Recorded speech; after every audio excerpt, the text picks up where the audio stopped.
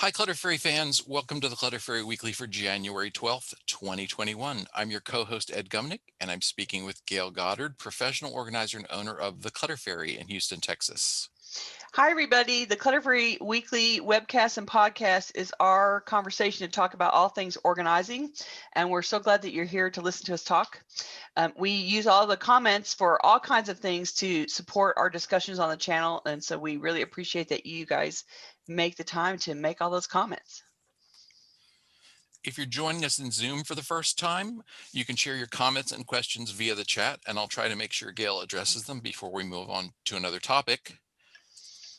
You can also use the raise hand feature to let me know that you'd like to ask a question or make a comment yourself via audio or video, and we encourage that. We're streaming the webcast live on Facebook, so you can also share your questions and comments there, and I'll relay them to Gayle. And during the live webcast every Tuesday, you can talk to us directly by calling 669-900-6833. Use meeting ID 993-419-863 and password clutter to join the meeting. We're following up today on last week's homework assignment. Last week, we suggested that you think over your daily life and pick an item that you frequently lose track of and assign it a permanent resting place. And then we ask you to spend the week trying to use the new place. So we want to follow up on that and hear how it went for you. We did get one comment on the page that Craig, right? Was that the correct name? Yeah. Craig, that said that he didn't do it this week. It was a story of a way that he had adapted previously, which was he was always losing his keys. And so he determined that he would always put his keys in his front right pocket of his jacket. And so he's been doing that for 2 decades now. And no matter where he is, the keys go in the front right pocket of the jacket, and he always knows where the keys are, which I thought was really great. And it has worked for him for all this time. And he stopped losing his keys as soon as he decided to pick that landing space. And so in essence, he's keeping it wherever the jacket is. And so I guess his only challenge is, where's my jacket? But beyond that, then he always knows that the keys are there. And so that saves a lot of frustration and anxiety for him, I'm sure. Appreciate the story, Craig. Thank you. Yeah, and I use a similar approach. My house keys are in either of two places. They are either in the front right pocket of whatever pants, shorts, whatever I have on the lower half of my body, they're in the front right pocket. If I'm in a swimsuit, the only exception, then they're in whatever bag I'm carrying. If I'm in the house, they're in one little cubby hole where we organize keys and wallets and things like that. And that's where they always are. Right. So I can always find them. I think keys are like phones. They're one of the things that you have to get out of the house. And when you're in a rush and you can't find your keys, it's so distressing, and it just immediately spikes up your panic level, stress level. It makes your day frantic and frazzled, and it is the worst thing. So if you can figure out a way to, this is where my keys go every day, and it's always something that you have to have the keys to get into the house. But after you're in the house, you don't need the keys again until you go back out of the house. That's the point of the key. So it's something that you should figure out a way to take care of as soon as you come in. And then they're right there when you, as soon as you're ready to go back out, they're right there. And I have a key hook that's right next to the front door, and the keys, I come in and the keys go right there. And a lot of people skip that step and then they suffer because of it. Mary says that the trouble things for her have always been keys and reading glasses. And she has a pocket in her purse that she's used for 30 plus years. And she uses a coffee mug for pens and readers, and both work well. There you go. You just have to, it's just like the car. You just got to have a parking space for it. One that you're willing to use and treat as inviolate, right? Like you don't want to put your readers into a cup and then shove a whole bunch of other stuff in there too. You want to be able to get the readers in and out. So it needs to be a system that's designed for what you keep losing, and that you keep populating it so that you can go back and get it every time. And that's the trick. So feel free to pipe in if if you did the homework and you have more feedback for us. But let's get on to our main topic, which today is nests, empty or otherwise, reclaiming and surrendering space. This was inspired by several different viewer and listener comments and questions. Yeah, today's topic comes from Angela from this past December, actually. She asked us to talk about how the needs change with an empty nest. And it got me thinking about making changes and adjustments in general as your life and your needs change over time. So, over the course of your life, you have many stages of living. As a younger person, maybe you're alone or married and you don't have kids yet, and you're having lots of parties with friends, you're doing lots of entertainment. Then you're married with kids and you need to support the kids' activities. You don't get to have as many parties. Instead, you're the host of a lot of family dinners and family events with your extended family, maybe instead of your friends and your late night carousing parties. They shift gears. Then the kids leave the house and you're in the proverbial empty nest, and you have a lot of rooms that are no longer serving their original purpose of housing the kids and the kids' activities. And then at some point in your life, you're going to be downsizing to a space where others can help you care for yourself. All of these seasons of life have a preferred and a supportive environment that makes living in that particular time of your life work well. And sometimes we find ourselves in the new season of our life, but we're living in a house that supports the old season. That's why lots of parents wake up one day in a house that's completely devoted to raising kids, and they don't have any kids in the house, and then they feel kind of lost and sad. It's always very weird living through your life's transitions. So back to Angela's original comment, how needs change with an empty nest. If you've moved every time your life transitioned, if you had moved or would move every time your life transitioned, you'd be triggered automatically to make these changes. You would be confronted with new rooms and a new list of here's what I need to do right now. And then you would design those rooms around what was happening right now.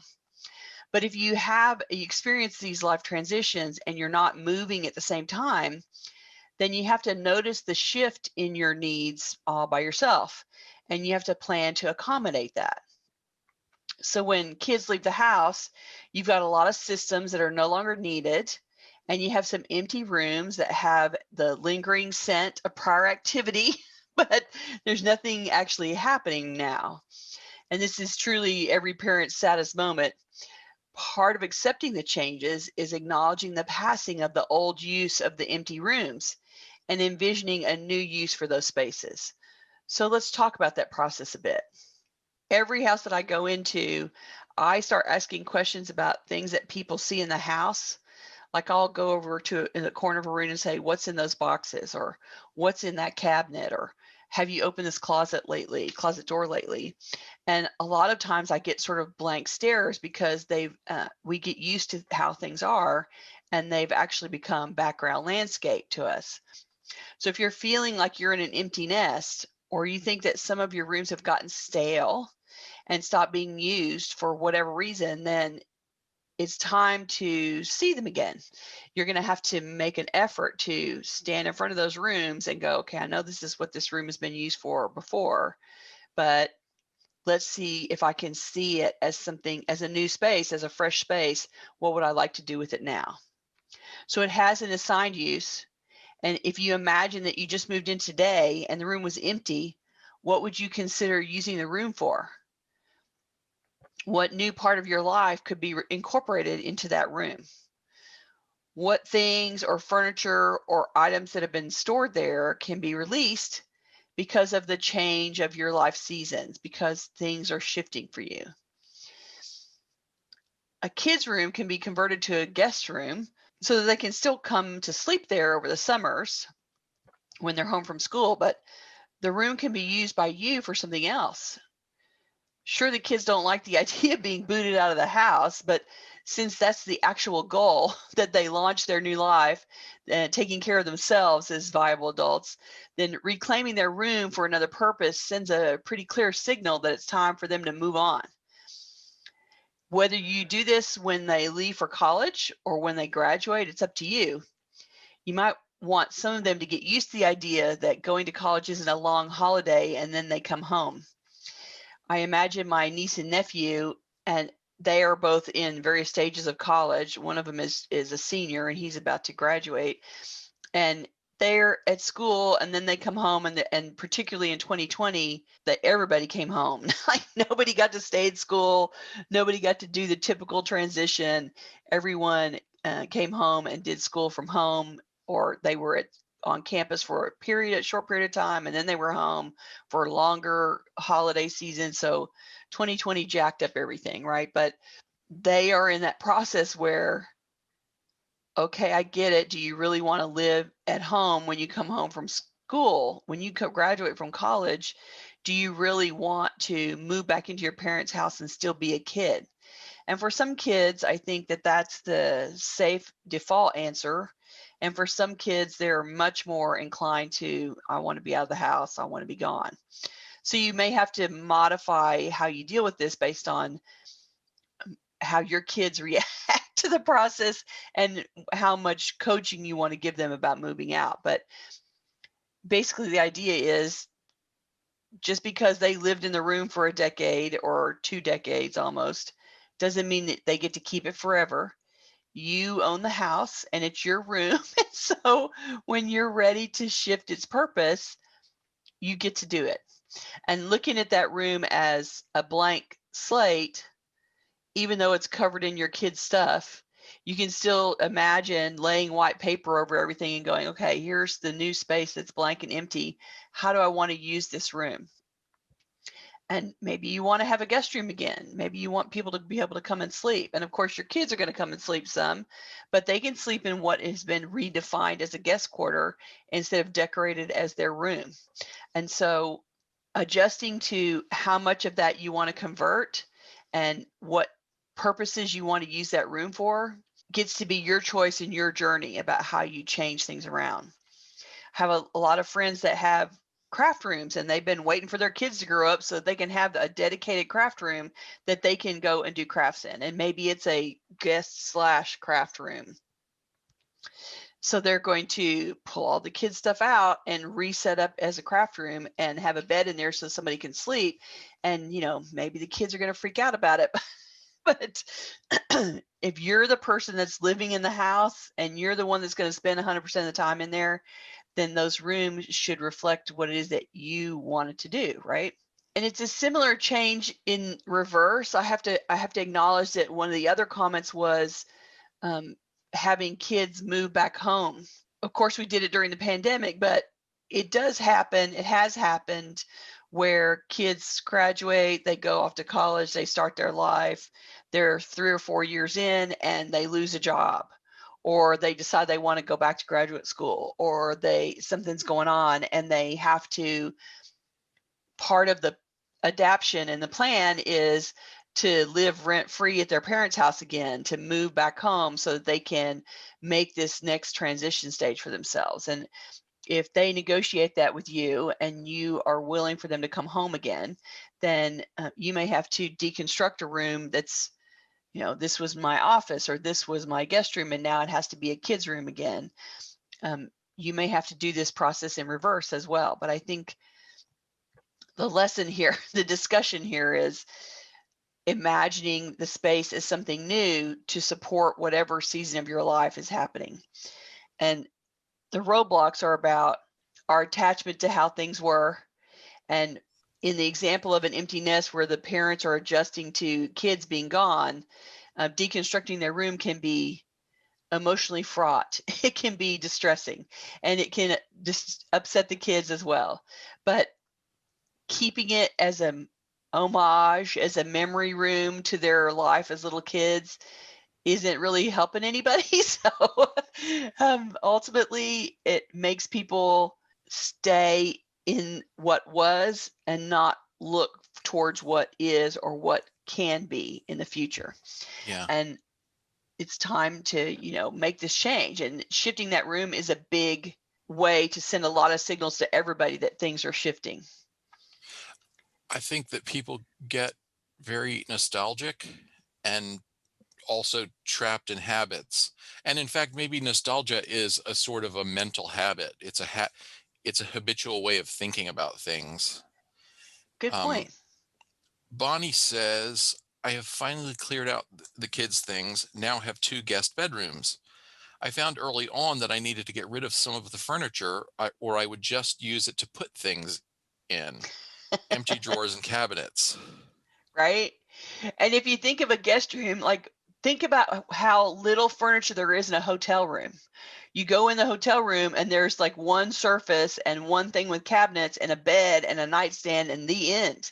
Unless you're staying in a palatial suite somewhere for a whole bunch of money, any hotel room is the bare minimum amount of furniture for you to function. And I think that you can sort of keep that picture in mind when you're trying to create your guest rooms at home. That's a really good point. And it's got a lot of practical benefits. It's Hmm. easy to navigate for someone who wakes up in the middle of the night in an unfamiliar room. It's great if Hmm. they don't have to trip over anything getting out of bed and finding their way to the bathroom. When walking a little narrow path is really a hassle when you're trying to roll in a piece of luggage. Like people Yeah. that come to stay with you are bringing luggage with them. They're there. It's like they're going to a hotel.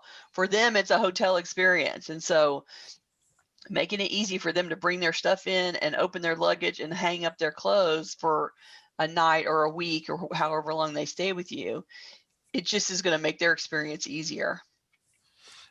South Dakota Mama says, I ask myself, what do I want in my new house? She puts Oh, new house in quotation marks. And that's a great idea. That's you sort of suggested that. It's excellent visual. look at it look at the space with fresh eyes. Set aside your habits of how you've thought about the place. Yeah, and what you want to have instead.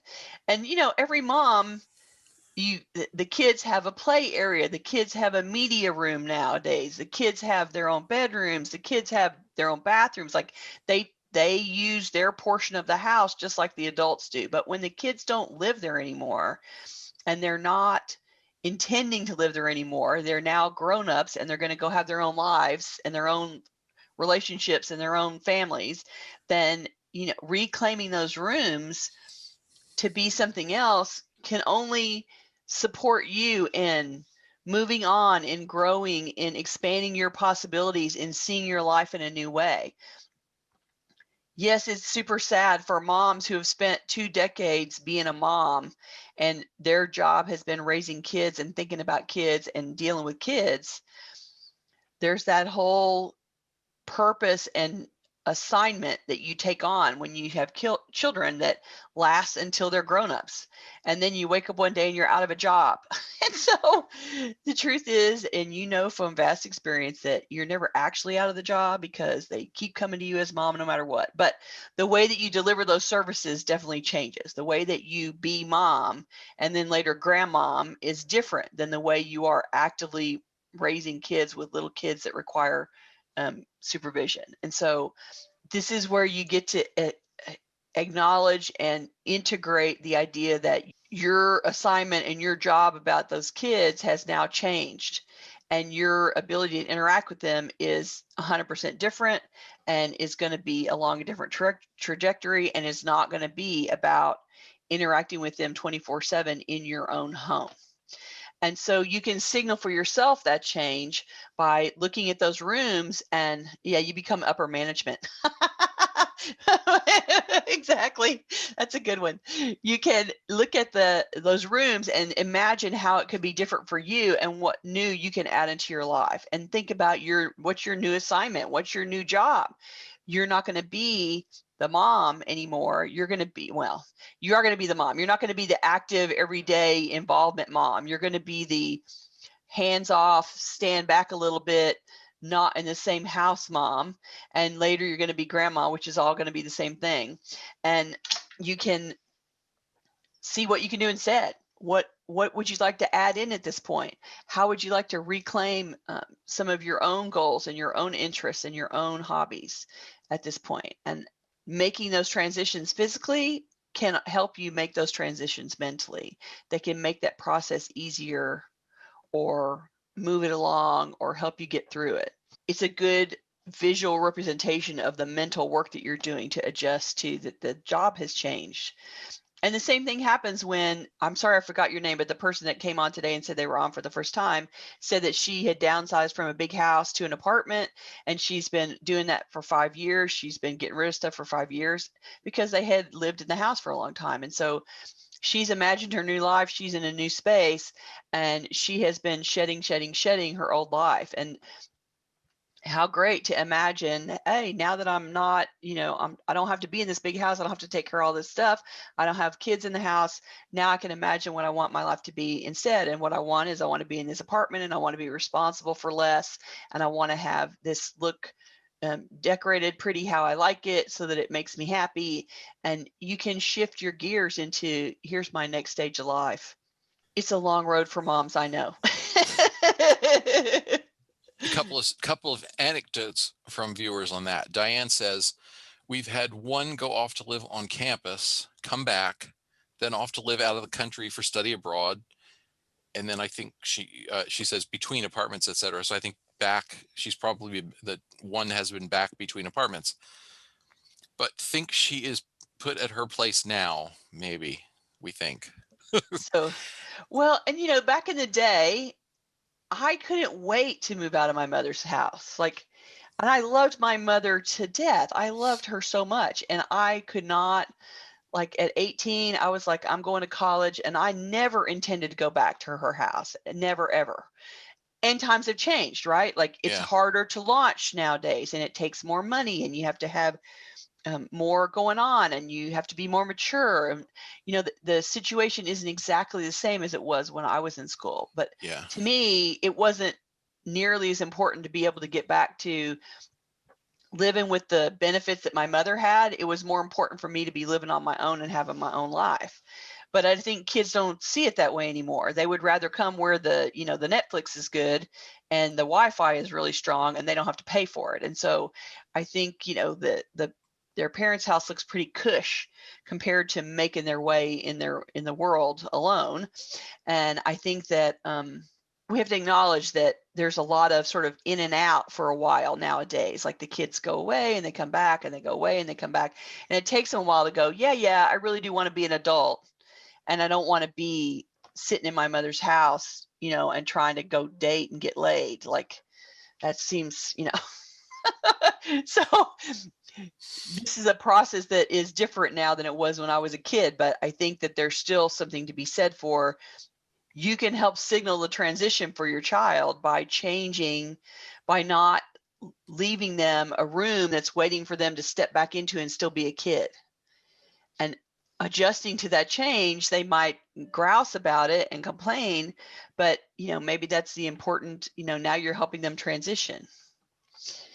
Just a thought. Just a thought. Ginger on Facebook says, we went from empty nesters, changed space usage to guest/office space. Mom living with us for past 14 years, so the space became her bedroom and sewing room. So she was an empty nester and then went back to having her family there, having live-in parent. Yeah. And I think that there's that middle-aged generation where you're responsible for kids growing up, and you're also responsible for your aging parents. And so somewhere along that timeline, you may have one or both going on. If you're lucky, you have the kids launch, and then later the parents become more your responsibility. And likely the turnaround for your parents is going to be shorter. Most of the time when a parent is coming to live with you, it's because they need more full-time support. And usually that's at an end stage of their life. They're not going to be there for 20 years. They're going to be there for 5 or something like that. And so it's a more short-term commitment, but it's similar. Somebody's going to come in, they're going to be in a space, they're going to need your help to live and function. And so you will surrender a part of your house to let them be there and have your support. All this to say, they change. The rooms, they keep changing. Yeah. Tammy says, after my daughter moved with her dad, I had a shrine. My friend told me it was a cemetery. I needed to hear the truth to let go and clean out. Oh my goodness. So it was a shrine to the daughter. Yeah. Wow, your friend was brave to tell you that it was a cemetery, but I get the visual very clearly. Like that's exactly right. And frankly, I think that it's one thing to, I mean, you don't have to do it the next day after they move out. Like there will be a point where you've grieved the loss and the change, and then you go on to the next thing. But at some point, it's a trigger. It's just an emotional dig to have the room be your kid's room and be completely empty. And so part of accepting the change in the movement is deconstructing the room that is the visual reminder of the prior state, the prior situation that is no longer there and is never going to be there again. They're never going to be 8 years old living in that room. They're never going to be teenagers in that room again. And so even if they come home, it's going to be a completely different situation. They're going to be adults trying to do adult things from their childhood bedroom in your house where you raised them as a kid. And I think that is a whole nother ball of wax that it's not the great return to you're raising kids. And so even if you would wish for them to come home and be kids again, they may be coming home, but they're not going to be kids. And it's going to be a big shift in how you do things. Yeah, new terms to negotiate. Right? Exactly. Totally. And you may still be wanting to mother them and make them food and tell them to go to bed, and they'll just be yelling at you about getting out of their business and hush up. And so get ready. Oh, Bonnie that whole says, movie. Go ahead. Bonnie says, my motivation to keep decluttering is that we want to move to a smaller house across the country from where we are now to be near our daughters and families as we retire. Having lived here 29 years, there's lots to remove. I look at floor plans for smaller homes and use that as a goal to downsize to. That's a great idea. And that's actually that happens for a lot of people. You start chasing the grandkids. My parents did the same thing. You want to move where the grandkids are because you want to see the grandkids all the time, but you sure don't want to live with the grandkids. So you're going to go and get a house that's in the vicinity and then be near them. And so not taking anything with you that you don't need this is a perfect time for the transition. Also includes a move. And so the move forces you to look at everything, and you get to filter and get rid and rid and rid. And so um, great opportunity to thin out the herd. And there isn't anything about all of the stuff that you have in the house that is super necessary for the new place. And so it's expensive to move stuff, and your stuff isn't that valuable, right? Like 10% of your stuff is worth a lot of money, or it costs you a lot of money, or it has value because it's large or Or it's one of a important or kind. Yeah. one of a kind or whatever. And the other 90% is just the random daily stuff of living that can be replaced anywhere. And so it really needs to be worth it to move.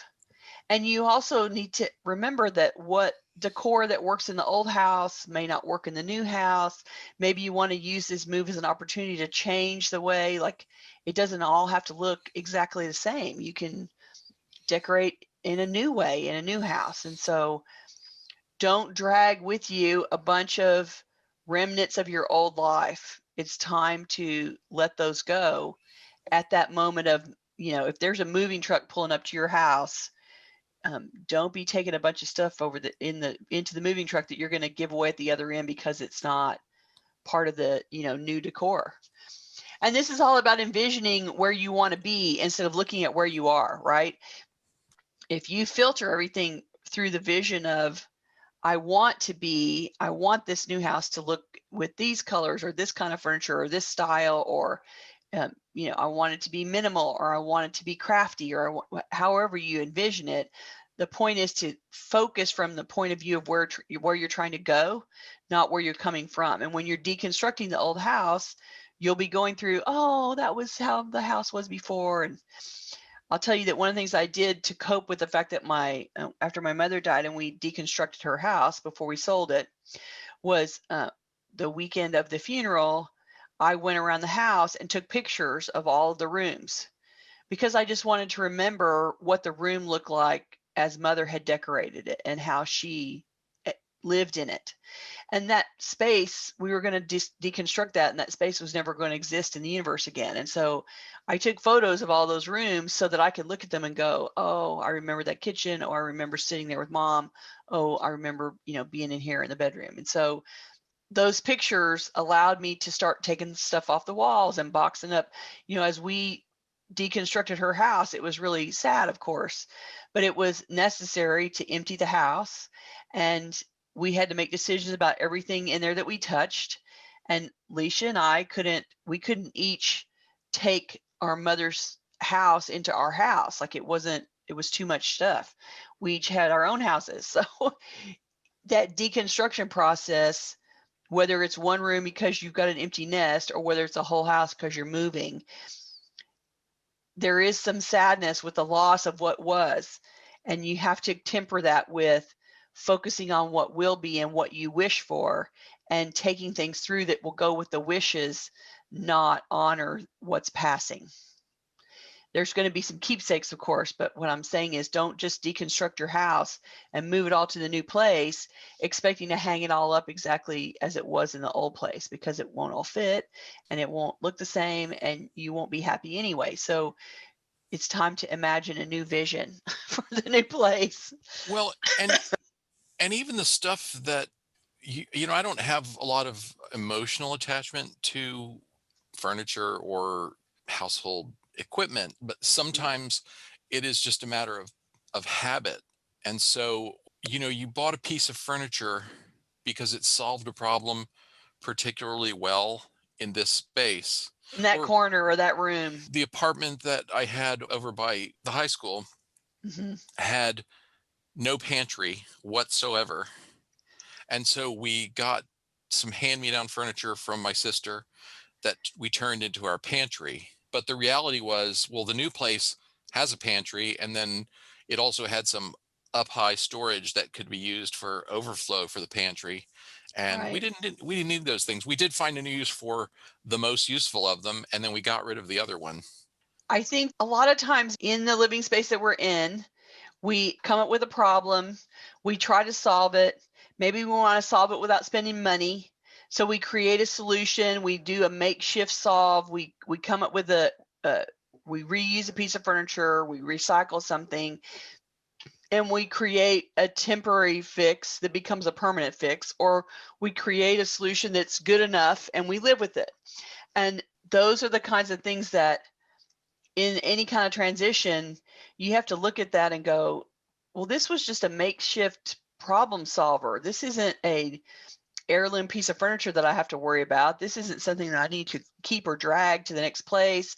I'm not going to have the same problem in the new house. I'm going to have different problems. And so there's some amount of editing that you can do for the makeshift problem solution solving that you did that won't be a problem on the other end. And edit those things out if you can. You'll have new problems to solve. You'll have new things to fix on the other end. And this is about moving, but this is also about, the original topic about you have an empty nest, which means you have rooms, maybe 1, 2, 3, 4 rooms, bedrooms and other rooms that were attached to the kids. Well, I'm thinking of Ann's house. They lived downstairs, the kids lived upstairs, and they had 2 bedrooms and a central room and a bathroom that were for the kids. And then when the kids left, it's like, not only do we not need these rooms, but like, let's sell this house and get a smaller house. They didn't need that space because they weren't actively raising kids anymore. And so they could have stayed in the house and converted those rooms to something personally, but they decided that, yeah, they don't need that much space anymore. We're done. There's not 4 humans in the house. There's only 2. And so let's cut half the house off. And they did. Lise says, when I left for college, I was told by the time I was halfway up the street, they started changing out my room. Came back to visit and had to sleep on the couch. I had a similar experience, which was when I came back, my room had been turned into the room for one of my younger sisters. Oh, the kids expanded. Yeah, in fairness, the 3 youngest girls had shared a room up until that point, and I had a room of my own. So they were getting to graduate. Older kid, yeah. Right. That's awesome. And some moms would be aghast at the idea that, as soon as the kid leaves the room gets taken over for something else. But wherever you are on the spectrum of making that change and supporting your child and moving forward, it is certainly something that you can see as, in addition to supporting you because you own the room and the house and you are the one that's still living there every day, you're supporting your own transition, and you're also supporting your kids' transition by making those changes and giving them the signal. You are now grown up. You don't live here anymore. This is your home, but it's not your home. This is your, this is your emotional home. We are always your parents, but this is not your permanent living quarters anymore. And you need to start thinking about it that way. Like, now you're an adult, go take care of yourself. Call us when you're in trouble.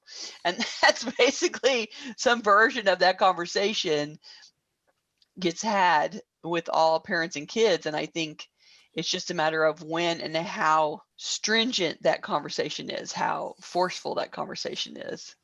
The big question is, can I still come back and do a load of laundry once in a while? Right? Exactly. And truthfully, until my parents moved out of their last house, I still would come home and do a load of laundry every once in a while.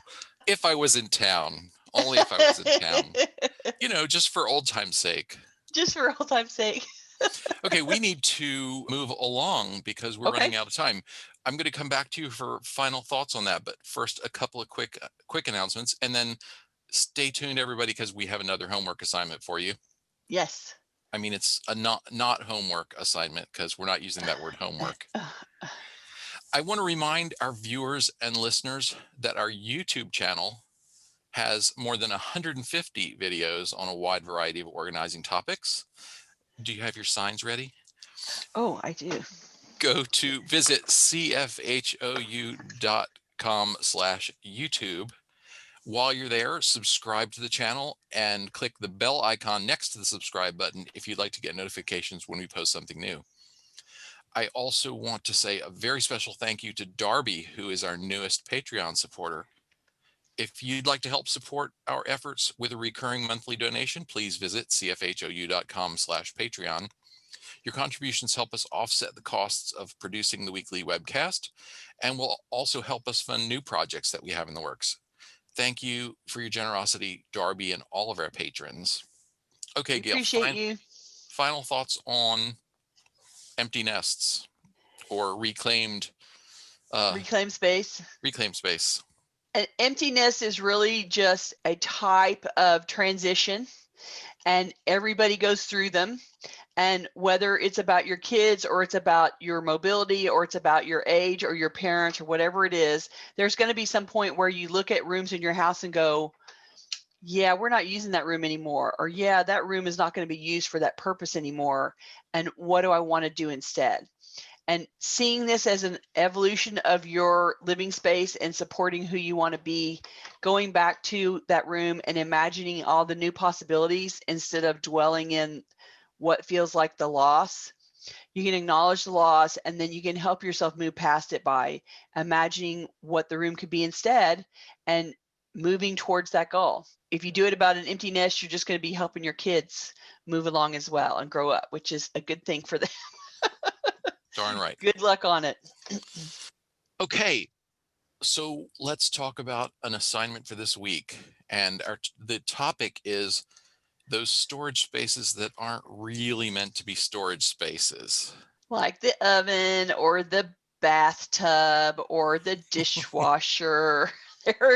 There are places where people have co-opted the original purpose of this space or appliance or room to become something else so that you can use it for storage. And I am always quite astonished when I open the oven and it's full of kitchen appliances or paperwork.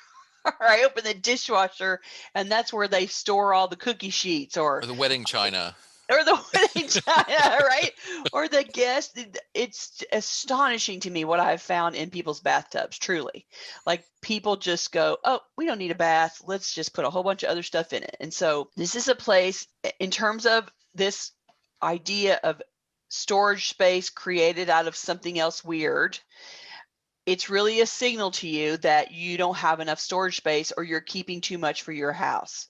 So if you started getting uber creative about the places where you store stuff, and you are using something like an oven or a bathtub to store paperwork or clothes, then you have to ask yourself, okay, what am I doing? Why is this space exactly how it is? So we encourage you to identify such a space or a piece of furniture or large appliance that's being used as a storage space instead of the purpose for which it's intended, and let's try to reclaim that space and make the bathtub a bathtub again.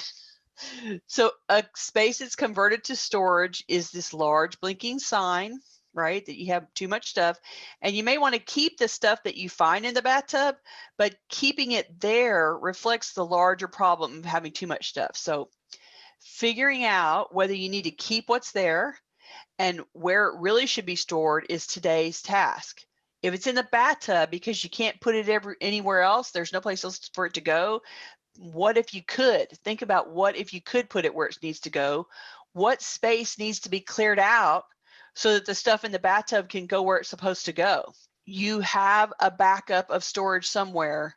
So now's the time to figure out where that backup is and why clothes in the bathtub is a necessity in your house.